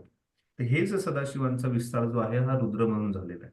आणि ह्या भौतिक जगतामध्ये जेव्हा त्यांचा विस्तार झाला तर पहिल्यांदा ब्रह्माजी आले भगवंतांच्या नाभीतून आणि त्यानंतर ब्रह्माजींपासून सर्व देवता म्हणजे शिवजींचं सुद्धा, शिवजी जे आहे त्यांच्या ब्रह्माजींच्या कपाळातून जे रुद्र प्रकट झाले त्या रुद्रातून एक रुद्र म्हणजे शिवजी, ज्यांची पूजा या भौतिक जगतामध्ये शिवलिंगाद्वारे किंवा भगवंत शिव जे नीलकंठेश्वर म्हणून जी पूजा होते ते शिवजी जे आहेत अशा प्रकारे भौतिक जगतात प्रकट झालेले. पण त्याच शिवजींची सदाशिव म्हणून किंवा कैलास पर्वतामध्ये जी आहे स्थिती आहे आणि तो कैलास पर्वत जो आहे तो ह्या भौतिक कैलासापेक्षा वेगळा आहे किंवा भौतिक जे शिवजींचं जागा आहे त्यापासून वेगळा आहे आणि त्या कैलासाचं कधीही हे होत नाही, प्रलयामध्ये नुकसान होत नाही किंवा जात नाही असं मी सांगतो. ठीक आहे. ह्याचं सविस्तर पूर्ण वर्णन म्हणजे आपण शिकणार आहोत दुसऱ्या स्कंदात, त्यामुळे चिंता करू. अजून कोणाला काही विचारायचं आहे?